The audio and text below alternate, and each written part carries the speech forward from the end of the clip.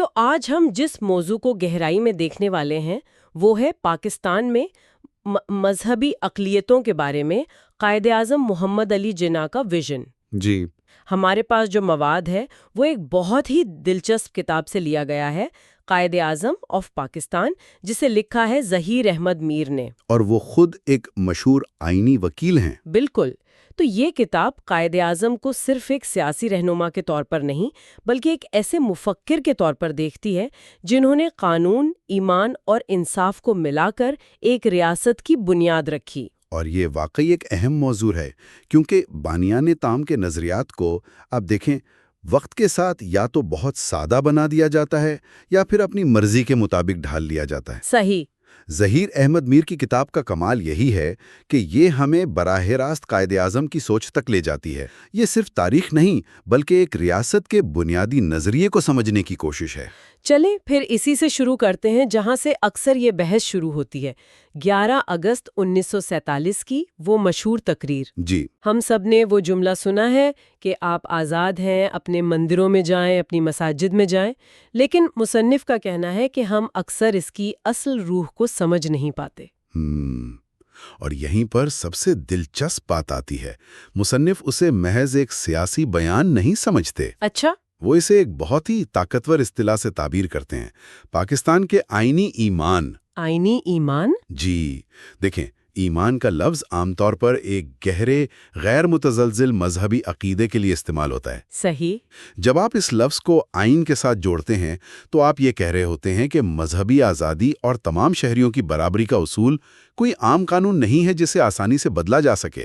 اچھا، تو یہ تو بہت گہری بات ہے، یعنی ایک سیکولر آئینی اصول کے لیے ایمان جیسا مذہبی لفظ استعمال کرنا ایک شعوری فیصلہ تھا۔ بالکل، اس کا مطلب یہ تھا کہ جس طرح ایک شخص اپنے عقیدے پر قائم رہتا ہے، اسی طرح ریاست کو اس اصول پر قائم رہنا ہوگا۔ واہ! ریاست کی پوری عمارت کھڑی کی جانی تھی۔ ٹھیک ہے، یہ نظریہ تو بہت متاثر کن ہے، لیکن یہاں ایک سوال پیدا ہوتا ہے، خاص طور پر ان حالات میں، کہ کیا یہ صرف ایک خوبصورت تقریر تھی؟ مطلب عمل بھی تھا یا نہیں؟ جی، کیونکہ ایمان بغیر عمل کے تو کچھ نہیں ہوتا۔ تو اس کتاب میں کیا ثبوت ملتا ہے کہ قائد اعظم نے اس ایمان کو عملی جامہ پہنانے کے لیے کیا ٹھوس اقدامات کیے؟ اور آپ نے بالکل صحیح جگہ پر انگلی رکھی ہے۔ یہی وہ نقطہ ہے جہاں یہ کتاب ہمیں نظریے سے عمل کی طرف لے جاتی ہے۔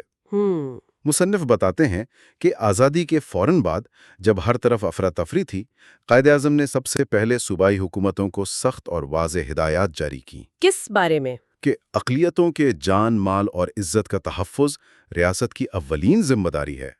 اس وقت جب ریاست خود اپنے پیروں پر کھڑی ہو رہی تھی، یہ ترجیح دینا ایک بہت بڑا پیغام تھا۔ اور یہ صرف انتظامی احکامات تک تو محدود نہیں تھا، انہوں نے معاشرتی سطح پر بھی کچھ کیا تھا، ہے نا؟ جی ہاں، اور وہ اقدامات آج کے دور میں اور بھی زیادہ اہم لگتے ہیں۔ انہوں نے میڈیا کو سختی سے ہدایت کی کہ وہ فرقہ وارانہ یا اشتعال انگیز مواد شائع کرنے سے گریز کرے۔ اچھا۔ وہ اس بات کو سمجھتے تھے کہ معاشرے میں نفرت کی فضا الفاظ اور بیانیے سے بنتی ہے، اور اس کے علاوہ وہ ذاتی طور پر ہندو، سکھ، عیسائی اور پارسی وفود سے ملے۔ خود ملتے تھے؟ جی، خود ملے، ان کی باتیں سنے اور انہیں بار بار یقین دلایا کہ وہ برابر کے شہری ہیں۔ یہ ذاتی رابطہ اعتماد سازی کے لیے بہت اہم تھا۔ یہ میڈیا والی بات تو بہت دلچسپ ہے۔ اس وقت تو صرف پرنٹ میڈیا تھا، لیکن اس ایک حکم کی کیا طاقت تھی؟ کتاب اس کی تفصیل میں تو نہیں جاتی کہ عمل کتنا ہوا، لیکن اس کے پیچھے جو سوچ ہے وہ اہم ہے۔ صحیح۔ اور یہیں سے مصنف ایک اور اہم اصطلاح متعارف کرواتے ہیں، وہ ان تمام اقدامات کو آئینی اخلاقیات کا آغاز کہتے ہیں۔ اچھا، تو پہلے تھا آئینی ایمان یعنی بنیادی عقیدہ، اور اب ہے آئینی اخلاقیات۔ ان دونوں میں کیا فرق ہے، یہ ذرا واضح کریں۔ بہت اچھا سوال ہے۔ اسے ایسے سمجھتے ہیں کہ آئینی ایمان وہ بنیادی اصول ہے جو کتاب میں لکھ دیا گیا ہے، جیسے سب شہری برابر ہیں۔ ٹھیک ہے۔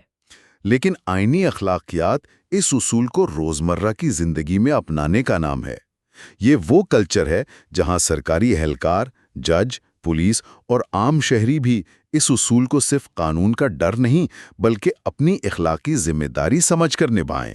تو جب قائد اعظم اقلیتوں کے تحفظ کا حکم دے رہے تھے جی، یا میڈیا کو نفرت پھیلانے سے روک رہے تھے تو وہ صرف قانون نافذ نہیں کر رہے تھے، وہ ایک ایسی آئینی اخلاقیات کی بنیاد رکھ رہے تھے جہاں انصاف اور مساوات معاشرے کی عادت بن جائیں۔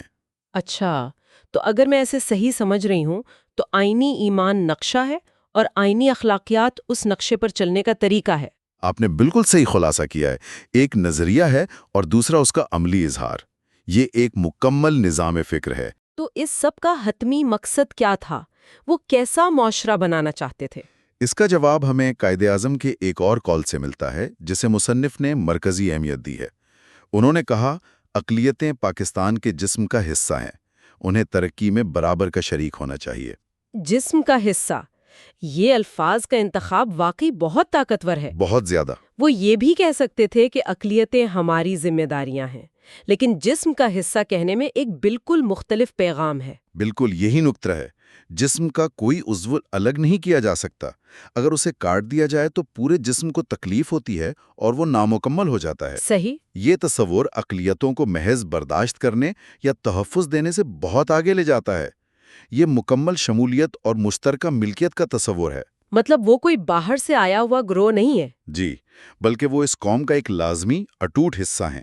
ان کے بغیر قوم کا تصور ہی نامکمل ہے۔ اور اس کال کا دوسرا حصہ بھی اتنا ہی اہم ہے، انہیں ترقی میں برابر کا شریک ہونا چاہیے۔ جی ہاں، یہ صرف خاموشی سے وجود رکھنے کے بجائے فعال شرکت کی دعوت ہے۔ فعال شرکت سے کیا مراد ہے؟ مطلب یہ کہ ملک کی معیشت، سیاست، سماج اور ثقافت کی تعمیر میں اقلیتوں کا کردار بھی اتنا ہی اہم ہے جتنا اکثریت کا۔ یعنی وہ صرف فائدہ اٹھانے والے نہیں بلکہ ملک کی تقدیر بنانے والے ہیں۔ بالکل۔ قائد اعظم کا ماڈل انہیں قومی دھارے میں فیصلہ سازی اور ترقی کے عمل میں حقیقی شراکت دار سمجھتا ہے۔ تو آج کی گفتگو کا اگر خلاصہ کیا جائے تو ظہیر احمد میر کی کتاب کے مطابق قائد اعظم کا ویژن 3 ستونوں پر کھڑا ہے۔ پہلا، مساوات کا ایک غیر متزلزل اعلان جسے آئینی ایمان کہا گیا۔ دوسرا، اس ایمان کو عملی جامہ پہنانے کے لیے ٹھوس اقدامات کا ایک نظام جسے آئینی اخلاقیات کا نام دیا گیا، جو معاشرے کی عادت بننا تھا۔ اور تیسرا، ان سب کا حتمی مقصد ایک ایسا معاشرہ تھا جہاں تمام شہری ملک کے جسم کا حصہ ہوں اور اس کی ترقی میں برابر کے شریک ہوں۔ بالکل، آپ نے اسے بہترین طریقے سے سمیٹ دیا ہے، اور ظہیر احمد میر کی کتاب کا بنیادی نقطہ بھی یہی ہے کہ قائد اعظم نے قانون، ایمان اور انصاف کے امتزاج سے ایک منصفانہ ریاست کی بنیاد رکھی تھی۔ یہ کوئی جذباتی بیانات نہیں تھے بلکہ ایک سوچا سمجھا مربوط فریم ورک تھا۔ جی، جس میں نظریہ، عمل اور مقصد تینوں واضح تھے۔ یہ واقعی ایک گہری اور سوچنے پر مجبور کرنے والی گفتگو ہے۔ یہاں ایک خیال ذہن میں آ رہا ہے جسے ہم اپنے سننے والوں کے لیے چھوڑ سکتے ہیں۔ ضرور۔ ماخذ میں آئینی ایمان اور آئینی اخلاقیات کے قیام کا ذکر ہے۔ یہ ہمیں سوال پر غور کرنے کی دعوت دیتا ہے کہ کوئی بھی قوم اس بات کو کیسے یقینی بنا سکتی ہے کہ اس کے بانی کا آئینی ایمان، یعنی وہ بنیادی اصول، وقت گزرنے کے ساتھ محض رسمی الفاظ بن کر نہ رہ جائیں، بلکہ نسل در نسل ایک زندہ اور عملی آئینی اخلاقیات کی شکل میں منتقل ہوتے رہیں۔ یہ سب مغربی لبرل خیالات ہیں جو ہم نے وہاں سے لے لیے۔ جی ہاں، لیکن مصنف کا استدلال یہ ہے کہ قائد اعظم کی فکری بنیاد بالکل مختلف تھی۔ تو آئیے اسی بنیاد کو تھوڑا کھنگالتے ہیں۔ پہلا اور سب سے بنیادی نقطہ جو کتاب پیش کرتی ہے وہ یہ ہے کہ قائد اعظم کے لیے مساوات کا تصور اسلامی اصول عدل سے جڑا تھا۔ جی، یہ کوئی باہر سے لایا گیا خیال نہیں تھا۔ تو یہ کیسے؟ دیکھیے، مصنف اس کی 2-3 بڑی وجوہات بتاتے ہیں۔ پہلی تو یہ کہ اسلام کے بنیادی ڈھانچے میں کوئی پادری طبقہ، کوئی کلرجی ہے ہی نہیں۔ اچھا، کوئی ایسا مذہبی گروہ نہیں جو خدا اور انسان کے بیچ میں کھڑا ہو۔ ہر فرد خود براہ راست جواب دہ ہے۔ ٹھیک۔ دوسری بات یہ کہ اسلام میں رنگ، نسل، زبان، اس بنیاد پر کسی کو اونچا یا نیچا سمجھنے کی کوئی گنجائش ہی نہیں ہے۔ یہ وہ بنیادی مساوات تھی جو ان کے ذہن میں تھی۔ اور پھر وہ قرآن کی آیت لا اکراہ فی الدین۔ جی، دین میں کوئی جبر نہیں۔ مصنف کے مطابق یہ صرف ایک آیت نہیں، یہ قائد اعظم کی ریاستی پالیسی کا رہنما اصول تھی۔ بالکل، یہ بہت کلیدی نقطہ ہے۔ اس کا مطلب تھا کہ ریاست کا یہ کام نہیں کہ وہ لوگوں کے عقیدے پر پہرے بٹھائے یا مجبور کرے۔ جی، یا کسی خاص مذہب پر مجبور کرے۔ ریاست کا کام ہے ایک ایسا ماحول دینا جہاں سب اپنے عقیدے پر آزادی سے عمل کر سکیں۔ اسے ایک سیاسی اور آئینی اصول کے طور پر اپنایا گیا۔ یہ تو بہت بڑا فرق ہے، مطلب آج کل کی بحثوں سے بالکل مختلف سوچ ہے۔ آج تو بات ہوتی ہے مذہب کو سیاست سے مکمل طور پر باہر رکھنے کی۔ آپ نے بالکل صحیح پکڑا ہے۔ یہاں سب سے دلچسپ نقطہ یہی ہے کہ یہ نظریہ مساوات کو مذہب سے لا تعلقی میں نہیں بلکہ ایک مذہبی اخلاقیات کے دائرے میں بیان کرتا ہے۔ اچھا۔ مصنف کا ایک اقتباس ہے جو اس کی بہترین وضاحت کرتا ہے۔ وہ لکھتے ہیں، قائد اعظم کا اسلام ایک قانونی، اخلاقی اور انسانی نظام تھا، مذہبی جبر نہیں بلکہ انصاف کی ضمانت۔ انصاف کی ضمانت، اس کا مطلب تو یہ ہوا کہ ریاست کی بنیاد ایک مذہبی اخلاقیات پر تو ہے، ہاں، لیکن اس کا مقصد کسی ایک مذہب کی بالادستی نہیں ہے بلکہ تمام شہریوں کو انصاف دینا ہے، چاہے ان کا مذہب کچھ بھی ہو۔ یہی وہ نازک اور اہم فرق ہے۔ اسلام یہاں ایک ضابطۂ اخلاق کے طور پر سامنے آتا ہے جو ریاست کو عدل پر قائم رہنے کا پابند کرتا ہے۔ یہ کوئی ایسا نظام نہیں جو غیر مسلموں کو دوسرے درجے کا شہری بنا دے، بلکہ ان کے حقوق کا محافظ بنے۔ جی، بلکہ ایک ایسا نظام ہے جو ان کے حقوق کا محافظ بن جائے۔ یہ ایک بہت ہی ترقی پسند سوچ تھی۔ ٹھیک ہے، تو یہ تو ہوئی نظریاتی بات، لیکن کیا یہ صرف ایک اچھا خیال تھا یا اس پر عمل بھی ہوا؟ کیونکہ اکثر بڑے نظریات کاغذ پر یا تقریروں میں ہی رہ جاتے ہیں۔ جی، خاص طور پر 1947 کے حالات میں ہر طرف افراتفری، تشدد، ایسے میں تو یہ تقریباً ناممکن لگتا ہے۔ اور یہی وہ مقام ہے جہاں مصنف ٹھوس ثبوت پیش کرتے ہیں۔ یہ صرف باتیں نہیں تھیں۔ پاکستان بننے کے صرف 1 سال کے اندر اقلیتی برادریوں سے تعلق رکھنے والے لوگ ریاست کے اعلیٰ ترین عہدوں پر پہنچ چکے تھے۔ 1 منٹ، صرف 1 سال کے اندر؟ یہ تو حیران کون ہے، اس وقت تو ملک میں بنیادی ڈھانچہ بھی ٹھیک سے نہیں بنا ہوگا۔ بالکل، ہر طرف مہاجرین کا مسئلہ، معیشت کا بحران۔ ایسے میں اس اصول پر اتنی سختی سے عمل کرنا، یہ تو غیر معمولی بات ہے۔ جی ہاں، مصنف نام لے کر بتاتے ہیں۔ مثال کے طور پر پاکستان کے پہلے وزیر قانون جوگیندر ناتھ منڈل تھے جو ہندو شیڈول کاسٹ سے تعلق رکھتے تھے۔ اوہ! اسی طرح جسٹس AR کارنیلس، ایک عیسائی جو بعد میں پاکستان کے چیف جسٹس کے عہدے تک پہنچے۔ یہ کوئی چھوٹے یا نمائشی عہدے نہیں تھے۔ نہیں، بالکل نہیں، یہ تو ملک کے سب سے بڑے قانونی اور عدالتی عہدے تھے۔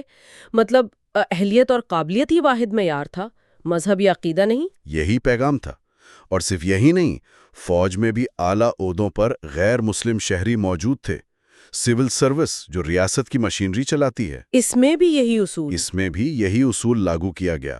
اور کتاب میں ذکر ہے کہ تمام عبادت گاہوں کو مکمل تحفظ دینے کے واضح احکامات تھے۔ اور امدادی کاموں میں بھی کوئی امتیاز نہیں؟ کوئی امتیاز نہیں، چاہے پناہ گزینوں کی بحالی ہو یا قدرتی آفات میں امداد، کسی قسم کا مذہبی امتیاز نہیں برتا جاتا تھا۔ یہ سب اس ایک مشہور فرمان سے جڑتا ہے جس کا ذکر کتاب میں بھی ہے، ریاست کو سب شہریوں کی خدمت یکساں طور پر کرنی چاہیے، یہ اکثریت کا انعام نہیں۔ جی، یہ جملہ اکثریت کا انعام نہیں، یہ بہت طاقتور ہے۔ یہ پورے سیاسی فلسفے کا نچوڑ ہے۔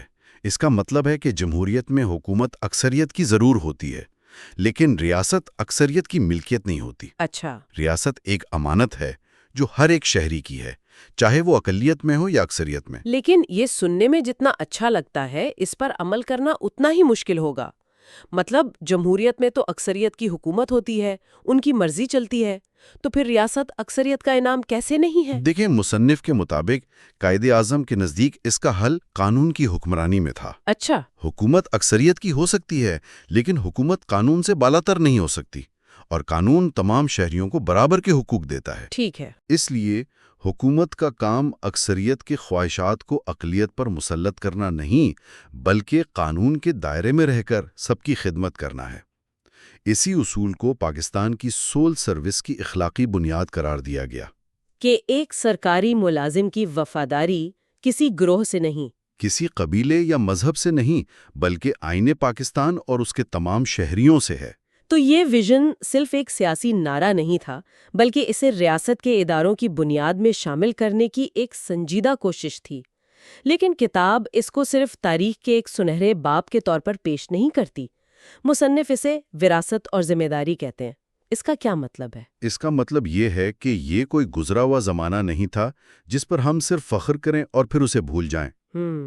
مصنف کا نقطہ نظر یہ ہے کہ تمام شہریوں کو برابری کا یہ وعدہ پاکستان کا ایٹرنل سٹینڈرڈ ہے، ایک ایسا پیمانہ جس پر ہر دور میں ہر حکومت کی کارکردگی کو پرکھا جانا چاہیے۔ بالکل۔ کیا ریاست اس معیار پر پورا اتر رہی ہے یا نہیں؟ تو یہ ایک مسلسل جدوجہد ہے، ایک ایسا ہدف جسے حاصل کرنے کی کوشش کرتے رہنا ہے۔ جی، اور اسی حوالے سے مصنف ظہیر احمد میر کا وہ جملہ آتا ہے جو شاید اس پوری بحث کا نچوڑ ہے۔ وہ لکھتے ہیں، کسی قوم کی عظمت اس کے اکثریتی مذہب سے نہیں بلکہ اقلیتوں کے تحفظ سے ناپی جاتی ہے۔ یہ تو بہت گہری بات ہے، اور یہ صرف پاکستان کے لیے نہیں بلکہ دنیا کی ہر اس ریاست کے لیے ایک معیار ہے، ہر معاشرے کے لیے۔ عظمت کا پیمانہ یہ نہیں کہ اکثریت اپنے مذہب پر کتنی شدت سے عمل کرتی ہے، بلکہ یہ ہے کہ وہ اپنے ساتھ رہنے والے کمزور گروہوں کے ساتھ کیسا سلوک کرتی ہے۔ جی ہاں، کیونکہ اکثریت تو اپنے حقوق کا تحفظ خود کر سکتی ہے، اس کے پاس طاقت ہوتی ہے، ووٹ ہوتا ہے۔ اصل امتحان تو یہ ہے کہ معاشرہ ان لوگوں کے ساتھ کیسا برتاؤ کرتا ہے جن کے پاس یہ طاقت نہیں ہے۔ کیا ان کی آواز سنی جاتی ہے؟ کیا ان کے جان، مال اور عقیدے کا تحفظ کیا جاتا ہے؟ یہی وہ نقطہ ہے جہاں اخلاقی ریاست کا تصور مکمل طور پر واضح ہوتا ہے۔ تو کتاب کا اختتامی پیغام یہی ہے کہ قائد اعظم کا پاکستان ایک اخلاقی ریاست کا تصور تھا، جہاں قانون بالادست ہو اور تعصب محکوم۔ ہاں، یہ ایک آئیڈیل تھا، ایک ہدف جسے حاصل کرنے کی کوشش کی گئی، اور مصنف کے آخری الفاظ یہی ہیں کہ یہی ہمارا جاری مشن ہے۔ یعنی یہ سفر ختم نہیں ہوا، یہ ایک ذمہ داری ہے جو ہر نسل کو نبھانی ہے۔ اگر ہم آج کی پوری گفتگو کو سمیٹیں تو 3 اہم باتیں سامنے آتی ہیں۔ پہلی، قائد اعظم کا مساوات کا تصور مغربی سیکولرزم سے نہیں بلکہ اسلامی انصاف کے اصولوں سے آیا تھا۔ جی۔ دوسری یہ کہ یہ صرف ایک نظریہ نہیں تھا بلکہ اسے فوری اور ٹھوس عملی اقدامات کے ذریعے نافذ بھی کیا گیا۔ اور تیسری یہ کہ یہ ویژن آج بھی ایک اخلاقی معیار اور ایک جاری مشن کی حیثیت رکھتا ہے۔ یہ ایک بہترین خلاصہ ہے، لیکن ایک آخری سوچ ہے جو سننے والوں کے لیے چھوڑنی چاہیے۔ کتاب اس بات پر بہت زور دیتی ہے کہ قوم کی عظمت کا پیمانہ اقلیتوں کا تحفظ ہے۔ یہ ایک بہت گہرا اور غور طلب سوال چھوڑ جاتا ہے۔ کوئی بھی معاشرہ اپنی اکثریت کی مذہبی اور ثقافتی شناخت کے اظہار اور اپنے اقلیتی شہریوں کے آئینی اور اخلاقی تحفظ کے درمیان ایک صحت مند توازن کیسے قائم کرتا ہے؟ یہ واقعی ایک مشکل سوال ہے، کیونکہ بظاہر ان دونوں میں کبھی کبھی تصادم نظر آ سکتا ہے۔ بالکل، اور جب ایسا تصادم نظر آئے تو ایک اخلاقی ریاست کی رہنمائی کون سا اصول کرتا ہے؟ اکثریت کی خواہش یا کمزور کا تحفظ؟ مصنف کا جواب تو واضح ہے، لیکن ہر معاشرے کو اس سوال کا جواب اپنے عمل سے خود دینا پڑتا ہے۔